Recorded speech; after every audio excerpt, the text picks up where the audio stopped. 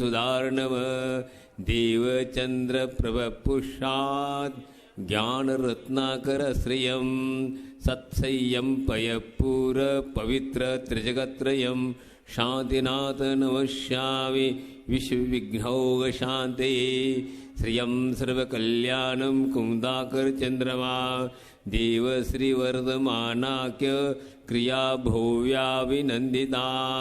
बोलिए ऋषभनाथ भगवान की जय, 2400 भगवान की जय।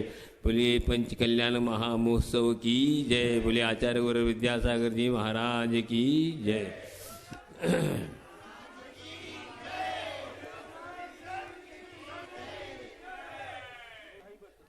कल पंच कल्याण का मंगलाचरण प्रारंभ हुआ था।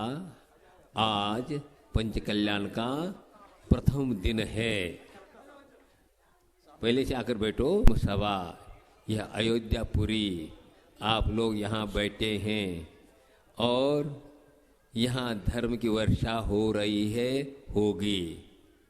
धर्म एक ऐसा है कि हर आत्माओं को सुंदर शोभायमान करने वाला यह एक धर्म तत्व है। जैसे यथा चंद्रम बिना रात्रि कमलेन विना सर तथान शोभति जीव बिना धर्मेन सर्वदा। एक श्लोक है। इस श्लोक में क्या कह रहे हैं? चंद्रमा की शोभा कब है? रात्रि में। हाँ, और सरोवर की शोभा कमल से है। इसी प्रकार इस आत्मा शोभायमान किसे होता है? धर्म के द्वारा। न धन संपदा से, न किसी अच्छे रूप से, न किससे शोभा को प्राप्त होता है। शोभा प्राप्त होता है जिसके जीवन में धर्म प्राप्त हुआ, धर्म जीवन में आया, वह आत्मा इस धरती पर शोभायमान, और देवलोग भी उस वैभव को छोड़कर उस आत्मा के शरण में आ जाते। ऐसा ये धर्म आप लोगों को प्राप्त करने के लिए आप लोग भी जिज्ञासु है और उस धर्म को प्राप्त करो। धर्म की प्राप्ति कैसे होगी? जिन आत्माओं ने धर्म को प्राप्त किया उनकी आराधना करने से आपको भी धर्म प्राप्त होगा। आप ही अभी आराधना ऐसे करते जाएं तो आपका जीवन धर्ममय हो जाएगा। अभी हमारा जीवन क्या है? हमारा अनंत काल से हमारे जीवन में कैसा हुआ? विराधना को प्राप्त हो रहा है, क्योंकि हमने धर्म की आराधना नहीं की है। धर्म की आराधना करेंगे तो आराध्य बनेंगे एक दिन, और नहीं करेंगे तो संसार में अनेक योनियों में भटकते अनेक प्रकार के दुख प्राप्त होते हुए विराधना को प्राप्त होंगे। तो आज आप लोगों को यह बोध प्राप्त हुआ कि मुझे धर्म करना है। धर्म ही एक ऐसा जीवन को सुख शांतिमय बनाने वाला अनन्य साधन है, साध्य है। उसी को प्राप्त करने के लिए बड़े बड़े तीर्थंकरों ने साधना की, और वो साधना के साथ उन्हें से प्राप्त किया तो अनंत काल के लिए वह आत्मा सुख शांति को प्राप्त हुआ। धर्म का फल क्या है? धन संपदा नहीं, मान सम्मान नहीं।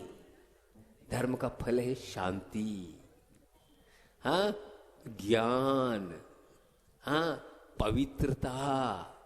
यह प्राप्त करना है।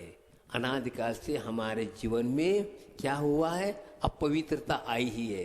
अपवित्रता क्यों आई है? हमने परिग्रह को अपनाया, इसलिए अशुचिता आई है। शुचिता कब आती है? अपरिग्रह को अपनाएंगे, वह हमारा धर्म है।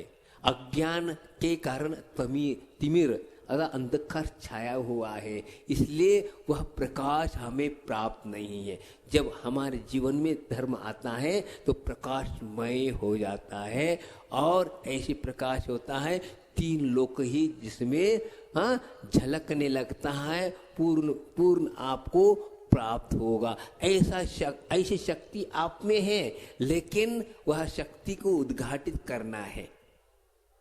जैसे दूध में घी है, घी है ना, जानते हैं? दिखाई देता है, दिखाई देता है। हाँ, दूध पियो तो स्वाद आता है घी का, फिर कैसा है वाफर, है ना?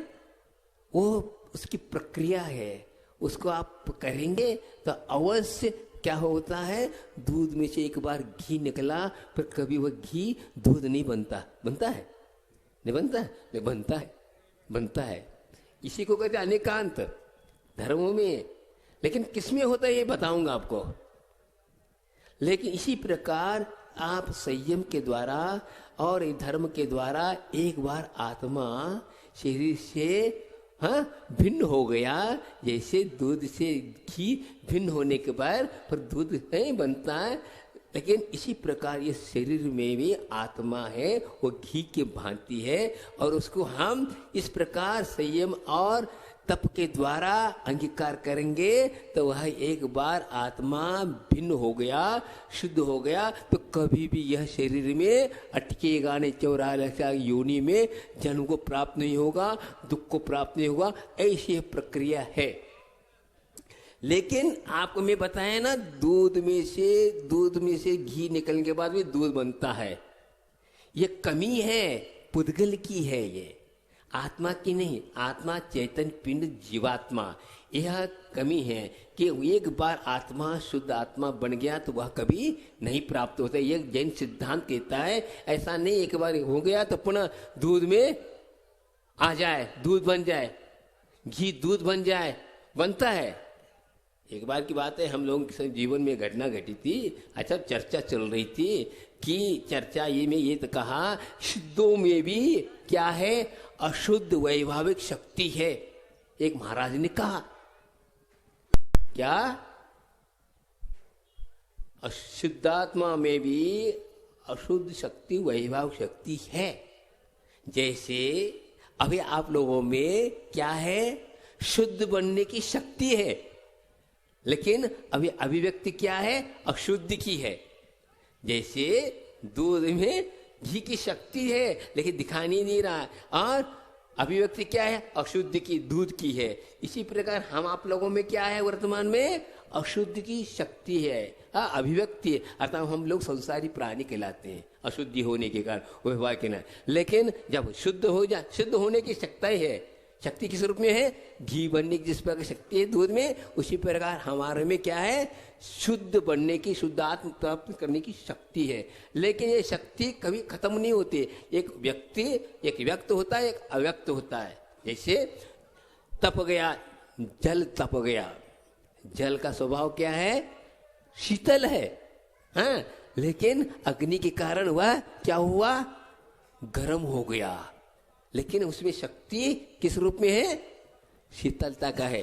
देखिए कैसे, वो गर्म पानी अग्नि पर डालो बुझ जाता कि नहीं बनता, इसका मतलब उसमें शीतलता है। और जैसे उसको गर्म से अर्थात अग्नि से दूर करेंगे तो एक पन ठंडा हो जाएगा, पुनः स्वभाव को प्राप्त होगा। इसी प्रकार शरीर आत्मा में भी शुद्ध शीतलता है, लेकिन कर्मों के कारण वह तप्त हो चुका आदि। इसी प्रकार घी में, दूध में घी बनने की शक्ति है, लेकिन वह अभिव्यक्ति नहीं हो रहे। जो क्यों रहेगा तो कुछ नहीं हो पाएगा। जो यदि हम करते हैं, जैसे जैसे निमित्त मिलता वैसे इस प्रकार की शक्ति उत्पन्न होती। यदि आपने ज्यादा तपाया तो खोआ बन गया, तो घी नहीं बन सकता, निमित्त ऐसा बना। हाँ, और यदि आप अच्छे ढंग से करते, दही बना लिया तो दही को प्राप्त होगा। यदि आप ज्यादा मत्थे ने आदि नहीं करते तो घी नहीं निकलेगा, कोई एक चीज मिलेगा। तो जो ऐसे जैसे हम करते जाएं वैसे वैसे उस रूप में प्राप्त होता है। इसी प्रकार आप लोग भी जैसे जैसे आप साधना करेंगे उस शक्ति प्राप्त होगा। तो हम ये कहना चाहते हैं कि घी भी दूध बनता है, ये पुद्गल की कमी है, जड़ की कमी है। कैसे, घी को गैया को पिला दो, गैया को पिलाएंगे तो घी भी दूध बन गया। लेकिन इस प्रकार कभी भी आत्मा घी पुनः संसार नहीं होगा। एक बार 3 लोक के शिखर पे पहुंच गया तो वह कभी भी, भले ही उसमें वैभव शक्ति है, लेकिन इस प्रकार संयोग नहीं होगा, इस प्रकार निमित्त नहीं मिलेगा जिसकी पुनः वह संसारी होगा। कर्म सिद्धांत ये बताता है एक बार हो गया तो जीव में इस प्रकार अभिव्यक्ति नहीं होगी। पुद्गल में होने की शक्ति है, शुद्ध भी होता है और अशुद्ध भी होता है। शुद्ध हो गया था, घी बन गया था, पर गैया को फैला दिया, पर घी हो गया, पर दूध बन गया। एक बार संसार से कर्मों से मुक्त हो गया तो पर कभी, हाँ शक्ति तो बोल, लेकिन वह कभी अभिव्यक्त नहीं होगी। हाँ, इसी प्रकार ये तो हम इस पर उस चीज को अपना रहे हैं, जिस धर्म को अपनाएंगे तो यह प्रक्रिया ऐसी हो जाएगी, आत्मा क्या होगा, शुद्ध आत्म तत्व को प्राप्त होगा। ये सब चीजें क्या दिखाई दे रहे हैं, सब पुद्गल है। ये क्या है, ये पुद्गल अर्थात जड़ पदार्थ है। ये भी 6 द्रव्य का संसार है, तो 2 पदार्थ गड़बड़ है। कौन कौन से, जीव हर पुद्गल, इनमें मिक्स होने के कारण हो रहा है। बाकी 4 द्रव्य तो शुद्ध है। कौन कौन से, धर्म अधर्म आकाश और काल, ये शुद्ध है, अनादि से है। आप लोगों इस पर विश्वास करो। भगवान ने बताया कि 6 द्रव्य का ये संसार है, उस संसार में हम भी एक द्रव्य है। कौन से, जीव द्रव्य। सब द्रव्यों में प्रधान कौन सा द्रव्य है, तो जीव द्रव्य है, जो संवेदन को प्राप्त होता है, आनंद को प्राप्त हुआ, ज्ञानी आदि है। अन्य द्रव्यों में जड़त्व है, उसमें कोई संवेदन नहीं है, जानता नहीं, देखता नहीं। लेकिन जो ध्यान रहा देख रहा कौन है, वो आत्मा है। लेकिन अभी वर्तमान में वह भी जड़ हुआ है, क्योंकि इसके संगत में आने के कारण हम जानते हैं। कब, इंद्रियों के द्वारा जान रहे, जानने की है। लेकिन यदि आंख फूट जाए, जानना बंद हो गया। है शक्ति, लेकिन हो नहीं सकता।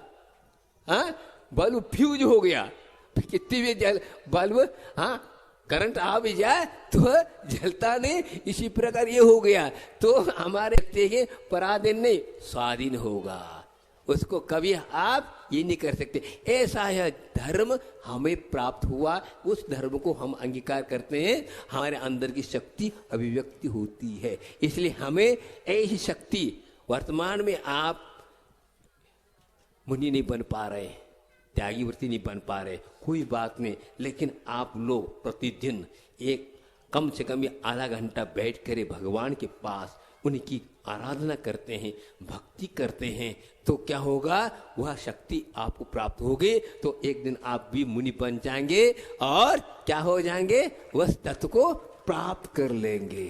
इसलिए आप तन्मयता के साथ भक्ति करिए। भक्ति अर्थात क्या होता है, भक्ति कैसी की जाती है, भक्ति वह किसी प्रकार की कामना न रखते हुए, अभिलाषा न रखते हुए, किसी संसार